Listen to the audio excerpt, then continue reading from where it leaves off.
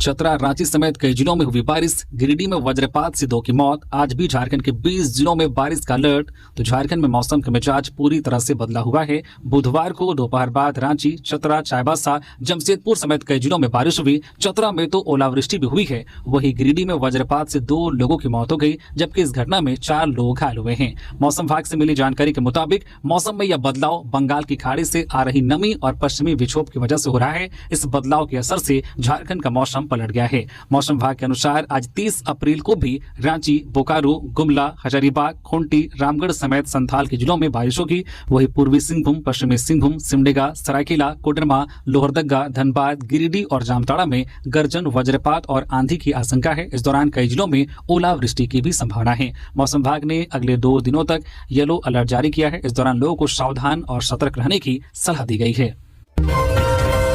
वज्रपात से 2 की मौत, 4 घायल। गिरिडीह के चंदौरी में हुई घटना। बारिश से बचने के लिए पेड़ के नीचे छिपे थे सभी। गिरिडीह जिले के तीसरी थाना क्षेत्र के चंदौरी गांव में बुधवार शाम वज्रपात हुआ। सकरी नदी किनारे आकाशीय बिजली गिरने से 2 लोगों की मौके पर ही मौत हो गई, जबकि 4 अन्य घायल हो गए। जानकारी के अनुसार बुधवार शाम अचानक मौसम बदला और तेज गर्जना के साथ बारिश शुरू हो गई। बारिश से बचने के लिए बेलवाना निवासी 30 वर्षीय आफ्ताब अंसारी, चंदौरी निवासी 26 वर्षीय राजू तूरी, 12 वर्षीय नूनमणि कुमार, 24 वर्षीय अमन कुमार तूरी, चरना रविदास और चंदन कुमार सकरी नदी के किनारे एक पेड़ के नीचे खड़े थे। इसी दौरान एक तेज आवाज के साथ वज्रपात हुआ, जिसकी चपेट में सभी 6 लोग आ गए। वज्रपात इतना तेज था कि नूनमणि कुमार और अमन कुमार तूरी की घटनास्थल पर ही मृत्यु हो गई। आफ्ताब अंसारी और राजू तूरी गंभीर रूप से झुलस गए, जबकि चरना रविदास और चंदन कुमार को भी चोट आई है। घटना के तुरंत बाद ग्रामीण मौके पर पहुंचे और सभी घायलों को चंदौरी स्थित एक निजी क्लिनिक में भर्ती कराया गया। पश्चिमी सिंहभूम में मिसिर बेसरा के दस्ते पर सुरक्षा बलों का शिकंजा। मुठभेड़ में 1 नक्सली ढेर, भारी मात्रा में हथियार बरामद। झारखंड के पश्चिमी सिंहभूम जिले अंतर्गत टोंटो और कोइलकेरा के सीमावर्ती घने जंगलों में बुधवार की सुबह सुरक्षा बलों को बड़ी सफलता हाथ लगी है। प्रतिबंधित भाकपा माओवादी संगठन के खिलाफ चलाए जा रहे सघन अभियान के दौरान कोबरा 209 बटालियन के जवानों ने एक नक्सली को मार गिराया है। मारे गए नक्सली के पास से आधुनिक हथियार और कई संदिग्ध सामग्रियां बरामद की गई हैं। हालांकि अभी तक मारे गए नक्सली की आधिकारिक पहचान नहीं हो पाई है, जिसे लेकर पुलिस पड़ताल कर रही है। हजारीबाग में पत्रकारों पर हमले के विरोध में रांची में प्रदर्शन, जताया आक्रोश। हजारीबाग में 2 पत्रकारों पर हुए हमले के विरोध में बुधवार को रांची में पत्रकारों ने एकजुट होकर विरोध प्रदर्शन किया। रांची प्रेस क्लब में बड़ी संख्या में पत्रकार जुटे और हाथों में काले पोस्टर लेकर अपना आक्रोश व्यक्त किया। प्रदर्शन के दौरान पत्रकारों ने कहा कि लगातार हो रही ऐसी घटनाएं लोकतंत्र के लिए गंभीर चिंता का विषय है और पत्रकारों की सुरक्षा सुनिश्चित करना बेहद जरूरी है। यह विरोध प्रदर्शन रांची प्रेस क्लब के अध्यक्ष शंभुनाथ चौधरी के नेतृत्व में आयोजित किया गया, जिसमें शामिल पत्रकारों ने घटना की कड़ी निंदा करते हुए दोषियों पर सख्त कार्रवाई की मांग की। मध्य प्रदेश की धार में पिकअप वाहन पलटा, 12 लोगों की मौत। टायर फटने के बाद स्कॉर्पियो से टकराया। मध्य प्रदेश के धार में मजदूरों से भरा पिकअप वाहन स्कॉर्पियो को टक्कर मारने के बाद पलट गया। हादसे में अब तक 2 बच्चों समेत 12 लोगों की मौत की पुष्टि हो चुकी है। 13 गंभीर रूप से घायल हैं। एक्सीडेंट इंदौर अहमदाबाद राष्ट्रीय राजमार्ग के चिकलिया फाटा पर जियो पेट्रोल पंप के पास बुधवार रात करीब 8:30 बजे हुआ। प्राथमिक जानकारी के मुताबिक पिकअप वाहन में 35 मजदूर सवार थे। धार जिला अस्पताल के ड्यूटी डॉक्टर छात्रपाल सिंह ने बताया कि 10 लोगों को गंभीर हालत में इंदौर के MY अस्पताल रेफर किया गया है। मृतकों की संख्या बढ़ने की आशंका है। SP मयंक आस्थाई ने कहा कि पिकअप वाहन तेज रफ्तार में था। ड्राइवर के नियंत्रण छूटने से वाहन 3-4 बार पलट गया। इस दौरान सड़क के दूसरी तरफ जाकर स्कॉर्पियो से टकरा गया। विज्ञान व नवाचार को बढ़ावा देने पर जोर, सीएम हेमंत की अध्यक्षता में GSTIC बैठक संपन्न। हेमंत सोरेन की अध्यक्षता में बुधवार को झारखंड मंत्रालय में उच्च एवं तकनीकी शिक्षा विभाग के अंतर्गत झारखंड विज्ञान प्रौद्योगिकी एवं नवाचार परिषद GSTIC की सामान्य सभा की बैठक संपन्न हुई। बैठक में राज्य में विज्ञान, प्रौद्योगिकी, शोध एवं नवाचार को मजबूत करने पर व्यापक चर्चा की गई। बैठक के दौरान उच्च एवं तकनीकी शिक्षण संस्थानों में नवाचार आधारित माहौल विकसित करने, शोध गतिविधियों को प्रोत्साहित करने और नई तकनीकों के उपयोग को बढ़ावा देने को लेकर कई महत्वपूर्ण बिंदुओं पर विचार विमर्श हुआ। साथ ही राज्य के युवाओं को विज्ञान और तकनीक के क्षेत्र में अधिक अवसर उपलब्ध कराने की दिशा में भी रणनीति पर चर्चा की गई। मुख्यमंत्री ने अधिकारियों को निर्देश दिया है कि राज्य में अनुसंधान और नवाचार की संस्कृति को मजबूत करने के लिए ठोस पहल की जाए, ताकि झारखंड को विज्ञान एवं तकनीक के क्षेत्र में नई पहचान मिल सके। पलामू डीसी ने सीढ़ियों पर बैठकर सुनी दिव्यांग महिला की समस्या, लोग बोले अधिकारी हो तो ऐसा। बुधवार को पलामू समाहरणालय में संवेदनशील प्रशासन की एक बेहद मानवीय तस्वीर देखने को मिली है। जन समाधान दिवस के दौरान उपायुक्त दिलीप सिंह शेखावत ने न सिर्फ अपनी जिम्मेदारी निभाई बल्कि इंसानियत की मिसाल भी पेश की। जैसे ही उन्हें जानकारी मिली कि एक दिव्यांग महिला उनसे मिलने कार्यक्रम स्थल तक आने की कोशिश कर रही है, लेकिन दोनों पैरों से असमर्थ होने के कारण सीढ़ियां चढ़ना उनके लिए बेहद मुश्किल है, वैसे ही डीसी ने कार्यक्रम को बीच में ही रोक दिया। बिना एक पल गवाए वे खुद नीचे सीढ़ियों तक पहुंचे और वहीं बैठकर महिला की समस्या को ध्यान से सुना। उन्होंने पूरे धैर्य और संवेदनशीलता के साथ उनकी बातों को समझा और मौके पर ही संबंधित अधिकारियों को आवश्यक निर्देश दिए। साथ ही महिला को आश्वस्त किया है कि अब उन्हें दोबारा यहां आने की जरूरत नहीं पड़ेगी और उनकी समस्या का समाधान जल्द किया जाएगा। महिला मेदिनीनगर की रहने वाली है, उनका नाम शीला कुमारी है। वह दोनों पैरों से दिव्यांग है, इस कारण वह सीढ़ी चढ़ने में असमर्थ थी। मां ने बेटियों को बचाया, खुद डैम में डूबी। कोडरमा के असराइन डैम में कपड़े धोते समय हुआ हादसा। कोडरमा जिले के सतगावा में असराइन डैम में बुधवार को एक महिला की डूबने से मौत हो गई। महिला अपनी 2 बेटियों को बचाने के प्रयास में गहरे पानी में समा गई। यह घटना माधोपुर पंचायत के असराइन डैम में हुई। लेम्बो निवासी सरिता देवी 35 वर्ष से अपनी 2 मासूम बेटियों के साथ डैम में कपड़ा धोने गई थी। कपड़े धोते समय अचानक उनका पैर फिसल गया और वे गहरे पानी की ओर बहने लगी। मां को डूबता देख दोनों बेटियों ने उन्हें बचाने की कोशिश की। हालांकि पानी का बहाव और गहराई अधिक होने के कारण सरिता ने महसूस किया कि उनकी बेटियों की जान भी खतरे में पड़ सकती है। उन्होंने अपनी पूरी ताकत लगाकर दोनों बच्चियों को सुरक्षित किनारे की ओर धकेल दिया। बेटियां तो बच गई, लेकिन सरिता खुद को नहीं बचा सकी और वो गहरे पानी में डूब गई। बच्चियों ने भागकर गांव वालों को सूचना दी। ग्रामीणों ने मौके पर पहुंचकर कड़ी मशक्कत के बाद सरिता का शव पानी से बाहर निकाला। धनबाद में किशोरी के साथ चाचा ने किया दुष्कर्म, आरोपी फरार, जांच में जुटी पुलिस। धनबाद जिले के तोपचांची थाना क्षेत्र के तांत्री गांव से मानवता और रिश्तों को शर्मसार करने वाला मामला प्रकाश में आया है। यहां 13 वर्षीय किशोरी ने अपने ही चाचा पर दुष्कर्म का गंभीर आरोप लगाया है। इस घटना के बाद से पूरे इलाके में आक्रोश का माहौल है। पीड़िता की शिकायत के बाद पुलिस मामले की गहन जांच में जुट गई है। आरोपी चाचा फरार है। मिली जानकारी के अनुसार किशोरी अपने घर में अकेली थी। इसी दौरान उसका चाचा घर में घुस आया और उसे डरा धमकाकर उसके साथ दुष्कर्म किया। किशोरी को चुप कराने के लिए आरोपी ने उसके मुंह में कपड़ा ठूंस दिया और उसे पैसे का लालच भी दिया। घटना के बाद घबराई हुई पीड़िता ने हिम्मत जुटाई और अपनी मां को आप बीती बताई। परिजनों ने बिना देर किए इसकी सूचना तोपचांची थाना को दी। सूचना मिलते ही पुलिस घटनास्थल पर पहुंची और जांच पड़ताल में जुट गई। फिलहाल आरोपी चाचा मौके से फरार है। उसकी गिरफ्तारी के लिए पुलिस छापेमारी कर रही है। पानी बिजली संकट पर भाजपा का 6 से 12 मई तक जिलावार आंदोलन, घड़ा डेगची के साथ होगा प्रदर्शन। भारतीय जनता पार्टी ने झारखंड में गहराते पानी और बिजली संकट को लेकर 6 से 12 मई तक राज्यव्यापी जिलावार आंदोलन का ऐलान किया है।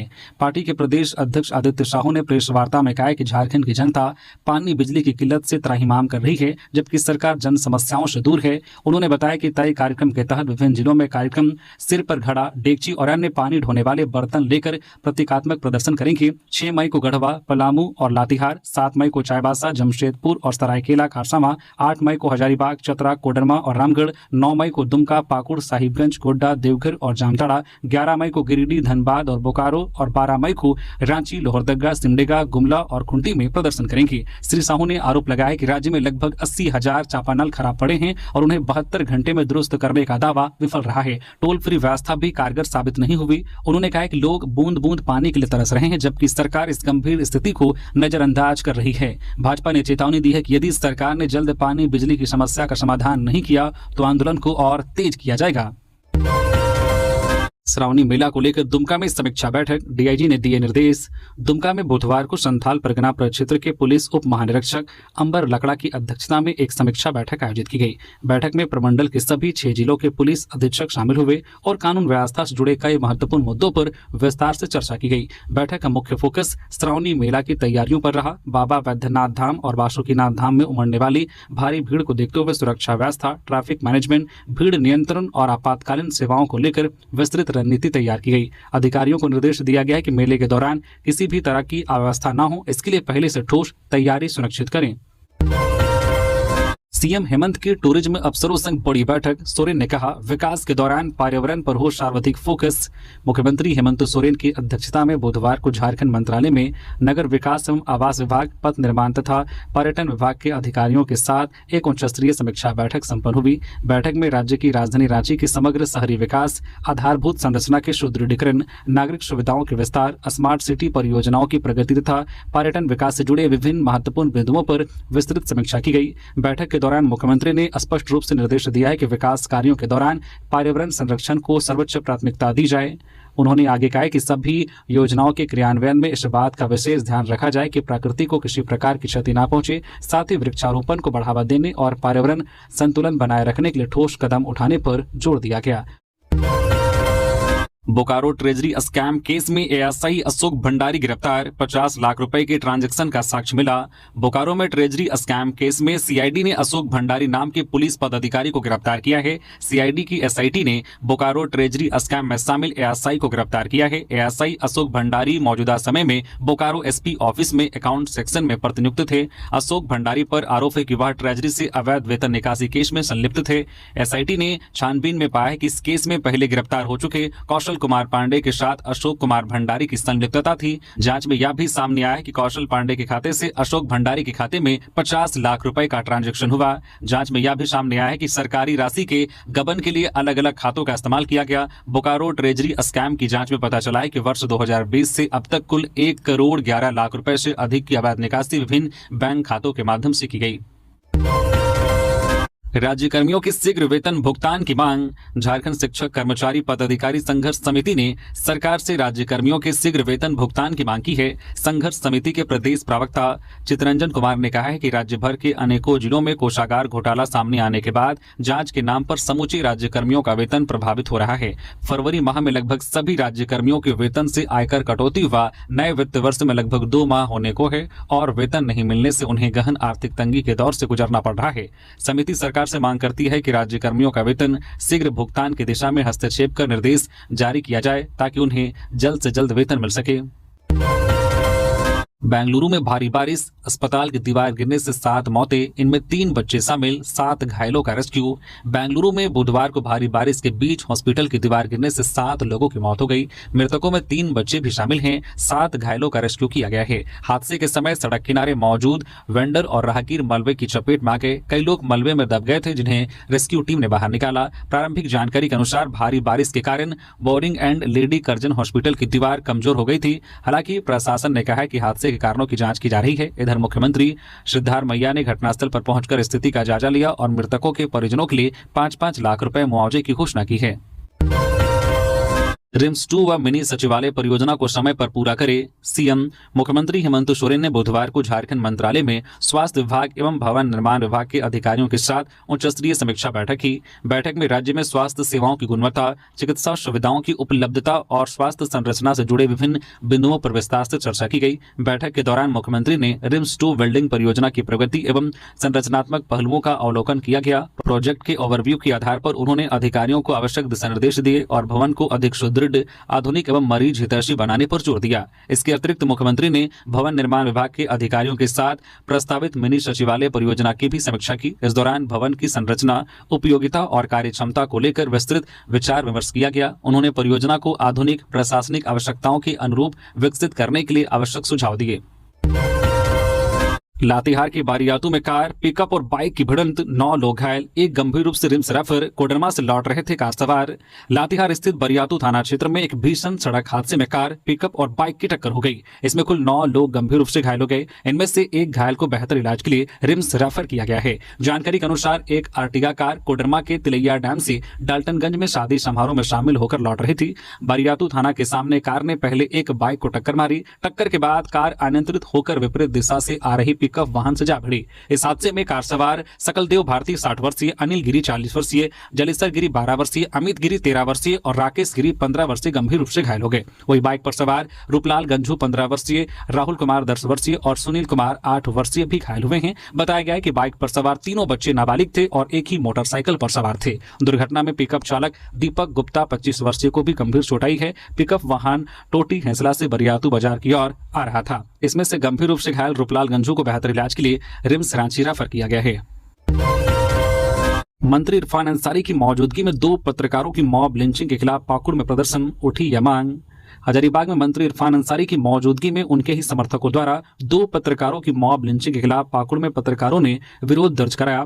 प्रेस क्लब में पत्रकारों ने काला बिल्ला लगाकर प्रदर्शन किया और फिर उपायुक्त मेघा भारद्वाज के माध्यम से राज्यपाल संतोष गंगवार के नाम ज्ञापन सौंपा। घटना के विरोध में बुधवार को प्रेस क्लब पाकुड़ के अध्यक्ष मुकेश जायसवाल के नेतृत्व में पत्रकार प्रेस क्लब परिसर में जुटे और काला बिल्ला लगाकर विरोध दर्ज कराया। पत्रकारों ने कहा कि राज्य में लगातार पत्रकारों पर हमले हो रहे हैं, जो लोकतंत्र के चौथे स्तंभ पर सीधा हमला है। उन्होंने सरकार से दोषियों की जल्द गिरफ्तारी और पत्रकारों की सुरक्षा सुनिश्चित करने की मांग की है। प्रदर्शन के बाद पत्रकार समाहरणालय पहुंचे, जहां उन्होंने उपायुक्त मेघा भारद्वाज को राज्यपाल के नाम ज्ञापन सौंपा। इस दौरान जिले के बड़ी संख्या में पत्रकार मौजूद रहे। जामताड़ा में 8 साल की बच्ची से रेप, 59 साल का आरोपी हिरासत में, लोगों में आक्रोश। जामताड़ा में 8 साल की बच्ची के साथ कथित तौर पर रेप हुआ है। आरोप गांव के ही 59 वर्षीय बलराम सिंह पर लगा है। घटना बिंदा पाथर थाना क्षेत्र अंतर्गत एक गांव की है। पीड़िता की मां ने थाने में लिखित शिकायत दर्ज कराई है। पुलिस ने भी आवेदन पर त्वरित एक्शन लेते हुए आरोपी बलराम सिंह को हिरासत में लिया है। आरोपी के खिलाफ भारतीय न्याय संहिता BNS की धारा 65(2) और पॉक्सो एक्ट की सुसंगत धाराओं में केस दर्ज किया गया है। पुलिस कानूनी कार्रवाई में जुटी है। पुलिस ने मेडिकल जांच के लिए पीड़िता को सदर अस्पताल भेजा। इस घटना को लेकर स्थानीय लोगों में नाराजगी है। ग्रामीणों ने कहा कि बच्ची के साथ ऐसी जघन्य वारदात को अंजाम देने वाले व्यक्ति के खिलाफ कड़ी कार्रवाई होनी चाहिए। आरोपी को ऐसी सजा मिले कि वह बाकियों की खातिर मिसाल हो। कॉपर वायर लूटकांड का खुलासा, 3 आरोपी गिरफ्तार। गिरिडीह में 15 लाख से अधिक के तार बरामद, साथियों की तलाश जारी।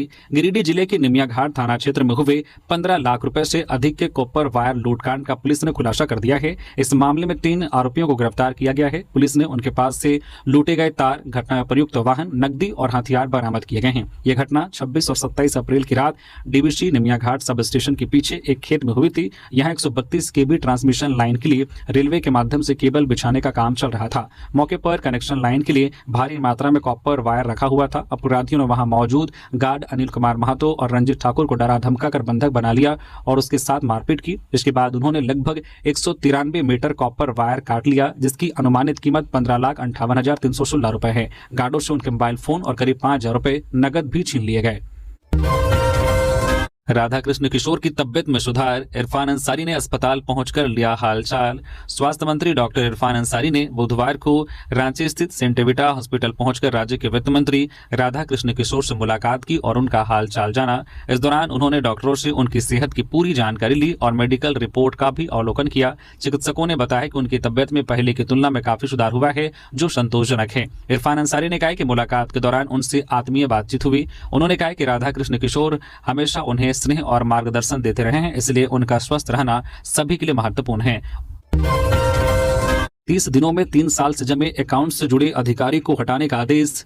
फर्जी वेतन विपत्र के माध्यम से हुए करोड़ों की निकासी को देखते हुए मुख्य सचिव अविनाश कुमार ने एहतियाती कदम उठाया है। राज्य के सभी अपर मुख्य सचिव, प्रधान सचिव, सचिव और उपायुक्तों को अकाउंट से जुड़े वैसे अधिकारियों को 30 मई तक स्थानांतरित करने का आदेश दिया है, जो 3 साल से एक ही जगह पर जमे हैं। इनमें वरीय लेखा सहायक, लेखा अधीक्षक, लेखपाल और विपत्र लिपिक शामिल हैं। मुख्य सचिव ने संविदा, आउटसोर्स और मानदेय पर कार्यरत कर्मियों को लेखा और वित्तीय कार्यों से दूर रखने का निर्देश दिया है। पलामू में विनीत तिवारी हत्याकांड पर फूटा आक्रोश, लोगों ने शहर में निकाला कैंडल मार्च। पलामू जिला मुख्यालय मेदिनीनगर में विनीत तिवारी हत्याकांड के विरोध में बुधवार की शाम लोगों का गुस्सा सड़कों पर दिखा। न्याय की मांग को लेकर कैंडल मार्च निकालकर आरोपियों को जल्द गिरफ्तार कर उन्हें कड़ी सजा दिलाने की मांग की गई। कैंडल मार्च में बड़ी संख्या में स्थानीय लोग शामिल हुए। कैंडल मार्च रेडमा चौक से शुरू होकर 6 मुहान तक गया। इसमें शामिल लोगों ने हाथों में मोमबत्ती व न्याय से संबंधित तख्तियां लेकर मार्च किया। जगह जगह विनीत तिवारी को श्रद्धांजलि अर्पित की और घटना पर दुख व्यक्त किया। मार्च में शामिल लोगों का कहना था कि इस घटना ने पूरे शहर को झकझोर दिया है। अपराधियों के खिलाफ त्वरित कार्रवाई नहीं होने पर आंदोलन को और व्यापक रूप देने की चेतावनी दी गई है। बता दें कि बीते दिनों विनीत तिवारी का अपहरण कर हत्या कर दी गई थी। घटना के बाद से शहर में आक्रोश का माहौल है। आम लोगों का कहना है कि दोषियों को जल्द कानून के दायरे में लाकर कड़ी से कड़ी सजा दिलानी चाहिए, ताकि भविष्य में ऐसी घटनाओं की पुनरावृत्ति न हो। गिरिडीह के बगोदर में रेलवे ट्रैक पर अज्ञात व्यक्ति का छत विछत शव बरामद, जांच में जुटी पुलिस। बगोदर थाना क्षेत्र अंतर्गत धनबाद गया रेलखंड पर चौधरी बांध पंचायत के कोडाडी के समीप बुधवार को रेलवे ट्रैक पर एक अज्ञात व्यक्ति का छत विछत शव बरामद होने से इलाके में सनसनी फैल गई। मिली जानकारी के अनुसार शव रेलवे पोल संख्या 330-13 और 330-14 के बीच ट्रैक पर पड़ा मिला। स्थानीय लोगों की सूचना पर बगोदर थाना पुलिस मौके पर पहुंची और शव को अपने कब्जे में लेकर पोस्टमार्टम के लिए भेज दिया। फिलहाल मृतक की पहचान नहीं हो सकी है। पुलिस आसपास के लोगों से पूछताछ के साथ साथ मामले की जाँच में जुटी है। प्रारंभिक आशंका है कि किसी ट्रेन की चपेट में आने से घटना हुई होगी। हालांकि वास्तविक कारणों का पता जांच और पोस्टमार्टम रिपोर्ट आने के बाद ही चलेगा।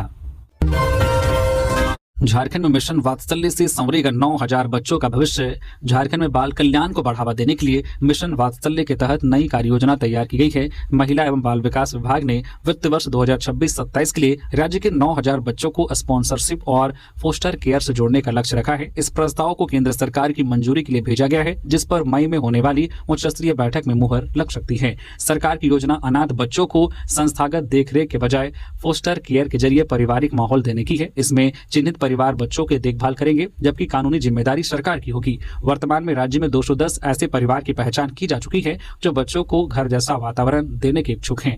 स्पॉन्सरशिप योजना के तहत उन बच्चों को प्राथमिकता दी जाएगी जो गरीबी, तस्करी या माता पिता की गंभीर बीमारी के कारण संकट में हैं। इन बच्चों को 4,000 रुपए प्रति माह की सहायता प्रदान किया जाएगा ताकि उनकी शिक्षा और पोषण में कोई बाधा न आए। ग्राम सभाओं के माध्यम से लोगों को इस योजना से जोड़ा जाएगा। अधिकारियों का मानना है कि सामाजिक भागीदारी बढ़ने से ही हर जरूरतमंद बच्चे को सुरक्षित और स्वच्छ बचपन मिल सकेगा।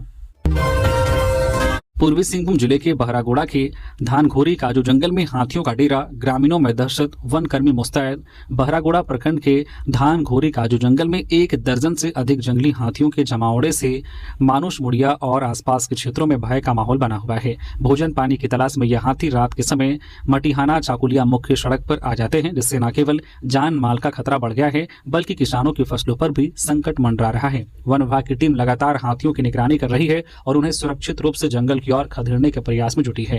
विभाग ने ग्रामीणों को सतर्क रहने, हाथियों को ना उकसाने और रात के समय सड़क पर आवागमन के दौरान विशेष सावधानी बरतने की सख्त हिदायत दी है। हजारीबाग में पत्रकार पर हमले का विरोध, जामताड़ा के पत्रकारों ने सीएम के नाम डीसी को सौंपा ज्ञापन। हजारीबाग में पत्रकार सुशांत सोनी के साथ हुई मारपीट की घटना के विरोध में प्रेस क्लब जामताड़ा के पत्रकारों में आक्रोश है। पत्रकारों का एक प्रतिनिधिमंडल बुधवार को जामताड़ा डीसी आलोक कुमार से मिला और मुख्यमंत्री हेमंत सोरेन के नाम ज्ञापन सौंपा। ज्ञापन में कहा गया है कि 28 अप्रैल को पत्रकार के साथ मारपीट की घटना लोकतंत्र के चौथे स्तंभ पर सीधा प्रहार है। प्रेस क्लब के महासचिव कौशल सिंह ने कहा है कि स्वास्थ्य मंत्री की मौजूदगी में पत्रकार के साथ मारपीट की घटना बेहद चिंताजनक है। दोषियों पर अविलंब कार्रवाई होनी चाहिए। उपाध्यक्ष मनीष वर्णवाल ने कहा कि पत्रकार को न्याय नहीं मिलने पर आंदोलन तेज किया जाएगा। झारखंड में पुलिस अधिकारियों व कर्मियों को वेतन भुगतान शुरू, कई जिलों में अब भी इंतजार। ट्रेजरी घोटाले के बाद झारखंड में पुलिस अधिकारियों और कर्मियों के वेतन भुगतान पर असर पड़ा था। मुख्यालय सहित राज्य के कई जिलों में वेतन लंबित हो गया था, जिससे पुलिस कर्मियों को परेशानी का सामना करना पड़ रहा था। मामले को लेकर डीजीपी ने समीक्षा बैठक कर लंबित वेतन जल्द जारी करने का निर्देश दिया था। बैठक के बाद मुख्यालय सहित कई जिलों के पुलिस अधिकारियों और कर्मियों के खाते में वेतन भेज दिया गया है। इससे बड़ी संख्या में पुलिस कर्मियों को राहत मिली है। हालांकि अभी भी कई जिलों में पुलिस अधिकारियों और कर्मियों को वेतन नहीं मिल पाया है। इन जिलों में वेतन भुगतान की प्रक्रिया जारी बताई जा रही है। वेतन नहीं मिलने से संबंधित जिलों के पुलिसकर्मी इंतजार कर रहे हैं। पुलिस मुख्यालय स्तर से आश्वासन दिया गया है कि जिन जिलों में अभी तक वेतन नहीं पहुंचा है वहां भी जल्द भुगतान कर दिया जाएगा। जूनियर डॉक्टर व इंटर्न के लिए 10 करोड़ की छात्रवृत्ति मंजूर। झारखंड सरकार के स्वास्थ्य, चिकित्सा, शिक्षा एवं परिवार कल्याण विभाग ने जूनियर डॉक्टरों और इंटर्न के लिए बड़ा फैसला लिया है। वित्त वर्ष 2026-27 के लिए छात्रवृत्ति मद में 10 करोड़ रुपए की मंजूरी दी गई है। सरकार के इस फैसले से राज्य के सरकारी मेडिकल कॉलेज और अस्पतालों में काम कर रहे जूनियर डॉक्टरों और इंटर्न को सीधा लाभ मिलेगा। उन्हें तय दर के अनुसार छात्रवृत्ति दी जाएगी। जारी आदेश के अनुसार संबंधित मेडिकल कॉलेज और अस्पताल के अधीक्षक इस राशि की निकासी और खर्च के जिम्मेदार होंगे। वही विभाग के अपर मुख्य सचिव अजय कुमार सिंह इसके नियंत्रण पदाधिकारी होंगे। झारखंड पेयजल विभाग घोटाला मामला, 6 नोटिस के बाद भी नहीं आया क्लर्क संतोष, बर्खास्तगी की लटकी तलवार। झारखंड के पेयजल स्वच्छता विभाग में 23 करोड़ रुपए के बहुचर्चित फर्जीवाड़े का मुख्य आरोपी क्लर्क संतोष कुमार एक बार फिर जांच कमेटी को ठेंगा दिखाते हुए उपस्थित नहीं हुआ। पेयजल विभाग ने अंतिम समय सीमा 28 अप्रैल तय किया था, जो अब समाप्त हो चुका है। संतोष का न आना विभाग के लिए उसकी सेवा समाप्ति, बर्खास्तगी की प्रक्रिया को तेज करने का पुख्ता आधार बन गया है। 6 बार नोटिस भेजे जाने के बाद भी आरोपी ने जांच प्रक्रिया से दूरी बनाए रखी, जिससे उसकी नीयत पर सवाल खड़े हो रहे हैं। संतोष ने दफ्तर में इंतजार कर रहे अधिकारियों और जांच कमेटी के सदस्यों के सामने उपस्थित होने के बजाय उसने विभाग को एक ईमेल भेजा है। इस ईमेल में उसने दावा किया है कि वह चिकित्सीय कारणों से शहर से बाहर है और इस समय उपस्थित होने में असमर्थ है। हालांकि विभाग संतोष के इस दावे को पूरी तरह से जांच में देरी करने का प्रयास मान रहा है। इसके पीछे मुख्य वजह यह है कि पिछले 3 महीनों से उसका मोबाइल नंबर बंद है और वह लगातार फरार चल रहा है, जिससे उसके मेडिकल दावों पर शक गहराता है। गैंगस्टर के करीबी को धनबाद पुलिस ने रिमांड पर लिया। दुबई से भारत लौटते वक्त कोलकाता हवाई अड्डे पर गिरफ्तार हुआ था मेजर वासेपुर के कुख्यात गैंगस्टर प्रिंस खान के करीबी सहयोगी सैफी अब्बास उर्फ मेजर को धनबाद पुलिस ने रिमांड पर लिया है। उसे दुबई से भारत लौटते ही कोलकाता हवाई अड्डे से गिरफ्तार किया गया था। कोलकाता के नेताजी सुभाष चंद्र बोस अंतर्राष्ट्रीय हवाई अड्डे दमदम पर गिरफ्तारी के बाद कोलकाता पुलिस ने उससे शुरुआती पूछताछ की। बाद में उसे धनबाद पुलिस को सौंप दिया गया। धनबाद लाने के बाद उसे अदालत में पेश किया गया, जहां मुख्य न्यायिक दंडाधिकारी ने पुलिस को 3 दिनों का रिमांड दिया। पुलिस 2 मई तक एक गुप्त स्थान पर मेजर से गहन पूछताछ कर रही है। इस दौरान कई डीएसपी और विभिन्न थानों की टीमें गैंग के नेटवर्क, फंडिंग और उसके सहयोगियों के बारे में जानकारी जुटाने में लगी है। गैस की कालाबाजारी बर्दाश्त नहीं की जाएगी। रामगढ़ डीसी रामगढ़ जिले में कॉमर्शियल गैस सिलेंडर की आपूर्ति को लेकर डीसी ऋतुराज की अध्यक्षता में समाहरणालय सभाकक्ष में बुधवार को बैठक हुई। बैठक में अस्पतालों, शैक्षणिक संस्थानों, वाणिज्यिक एवं औद्योगिक प्रतिष्ठानों में गैस आपूर्ति की वर्तमान स्थिति एवं आवश्यकताओं की समीक्षा की गई। डीसी ने Indian oil, Indian, Hindustan petroleum, HP सहित अन्य गैस एजेंसियों से गैस की आपूर्ति के बारे में जानकारी ली। उन्होंने एजेंसियों को गैस स्टॉक व वितरण प्रणाली में पारदर्शिता सुनिश्चित करने के लिए जरूरी दिशा निर्देश दिए। उन्होंने कहा कि गैस की कालाबाजारी व वितरण में किसी प्रकार की अनियमितता बर्दाश्त नहीं की जाएगी। गुमला में किराए के मकान में दंपति का शव मिला, मौत के कारणों का खुलासा नहीं। कमरे का दरवाजा तोड़कर निकाली गई लाश। गुमला सदर थाना क्षेत्र के दुंदुरिया में एक किराए के मकान से दंपति का शव संदिग्ध अवस्था में बरामद किया गया है। सूचना मिलने पर सदर थाना पुलिस मौके पर पहुंची और दोनों शवों को कब्जे में लेकर पोस्टमार्टम के लिए गुमला सदर अस्पताल भेज दिया। पुलिस ने मामले की छानबीन शुरू कर दी है। मृतक दंपति की पहचान उनके भांजा जितेंद्र इंदवार जोड़ाडार निवासी ने की है। जितेंद्र इंदवार ने बताया कि मृतक उनके मामा 62 वर्षीय विरसु तिर्की और मामी 58 वर्षीय विरसी तिर्की थे। वे भट्टी नावाडी के निवासी थे और दुंदुरिया में नवीन सिंह के मकान में किराए पर रहते थे। उनके बच्चे दूसरे राज्य में रहते हैं। इधर थाना प्रभारी महेंद्र करमाली ने बताया कि पुलिस मामले की गहनता से छानबीन कर रही है। उन्होंने कहा कि पोस्टमार्टम रिपोर्ट आने के बाद ही दंपति के मौत का वास्तविक कारणों का खुलासा हो पाएगा। शिक्षक नियुक्ति मामले में 2 मई को फैक्ट फंडिंग कमेटी की सुनवाई। कट ऑफ से ज्यादा नंबर वालों को न्याय की उम्मीद। स्नातक प्रशिक्षित शिक्षक नियुक्ति से संबंधित मामले में फैक्ट फंडिंग कमेटी की सुनवाई 2 मई को होगी। 2 मई को दोपहर 1 बजे पुराने हाईकोर्ट भवन डोरंडा में फैक्ट फंडिंग कमेटी बैठेगी और सुनवाई की जाएगी। फिलहाल इस सुनवाई में केवल अधिवक्ता ही उपस्थित हो सकते हैं। अभ्यर्थियों की व्यक्तिगत उपस्थिति आवश्यक नहीं है। प्रांतीय के अधिवक्ता शेखर प्रसाद गुप्ता ने बताया कि फैक्ट फंडिंग कमेटी के चेयरमैन जस्टिस गौतम कुमार चौधरी की ओर से इसकी जानकारी दी गई है। बता दें कि इस मामले में 257 याचिकाओं पर हाईकोर्ट के जस्टिस दीपक रोशन की कोर्ट में सुनवाई चल रही है। कोर्ट ने पिछली सुनवाई में सेवानिवृत्त जस्टिस गौतम कुमार चौधरी को फैक्ट फंडिंग कमेटी का नया चेयरमैन बनाया है। लातेहार में लोगों को 15 मई तक मिलेगा फ्री वाटर कनेक्शन। लातेहार नगर पंचायत अध्यक्ष महेश सिंह ने बुधवार को वार्ड पार्षदों के साथ बैठक की। बैठक में नगर पंचायत क्षेत्र में लोगों को 1 से 15 मई तक निःशुल्क वाटर कनेक्शन देने का निर्णय लिया गया। अध्यक्ष ने बताया कि इस निर्णय का मुख्य उद्देश्य उन परिवारों को पेयजल सुविधा पहुंचाना है जिनके घरों में अब तक वाटर कनेक्शन नहीं हो पाया है। उन्होंने कहा कि हर घर तक स्वच्छ पेयजल पहुंचाना हमारी प्राथमिकता है। उन्होंने संबंधित कर्मियों को निर्देश दिया है कि आवेदन प्राप्त होते ही कनेक्शन उपलब्ध कराना सुनिश्चित करें। बैठक में यह भी निर्णय लिया गया है कि जलापूर्ति व्यवस्था को नियमित निगरानी की जाएगी ताकि किसी भी क्षेत्र में पानी की कमी न हो।